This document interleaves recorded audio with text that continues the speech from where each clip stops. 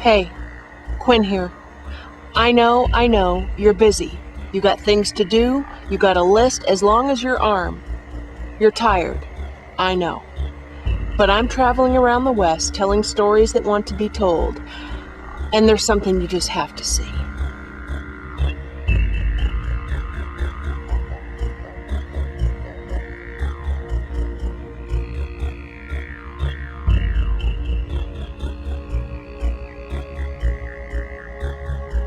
Yep, it's a clear cut.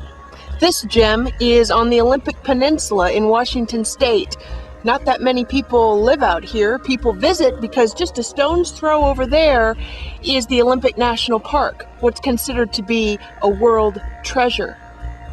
When the white pioneers came and began cutting for profit, this was the size tree that was everywhere around this peninsula. And this is probably the fourth time that this particular area has been cut. The one I just showed you was the first round. And each time the stumps, the trees have gotten smaller and smaller till now they're this size.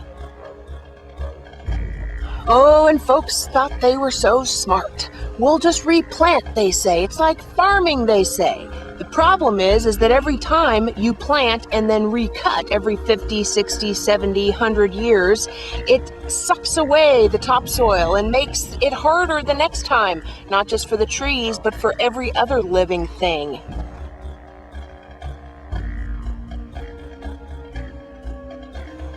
Folks, I'm showing you this because this land belongs to you.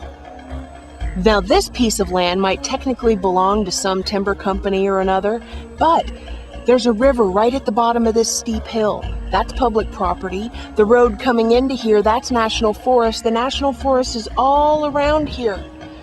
That belongs to us. We have to take care of it. So, granted, yes, they planted these little trees, but in order for this tree to get as big as the one I just showed you, that would take 400 or 500 years. Now, a lot of people will say, this is the only way to do it. It's the only way to make money doing it. It's the best way to do it. Who cares what the experts say? What does your common sense say? Is this the best possible way that we could go about getting paper towels and toilet paper and glue board for new houses? Is this that efficient?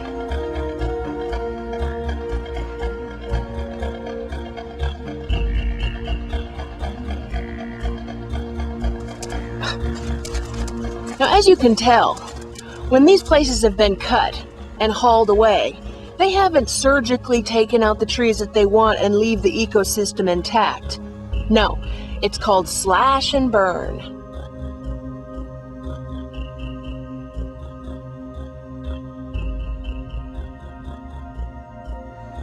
Now, something else that's actually influencing all these decisions that people don't talk about a whole lot in public is that there's a whole group of people that really don't care if the environment is protected. Actually, their tradition says that as soon as all the resources are sucked out, as soon as the last tree is felled, their God will come back and take them away, leaving the rest of us behind. Is that what you think? Is that what you want? Think about it. Because if that's not what you believe, if you believe that you're in it here on Earth for the long haul, then it's time to figure out other ways to move ahead into the future that's good for everyone and everything. Hey, thanks for listening. Okay, back to what you were doing.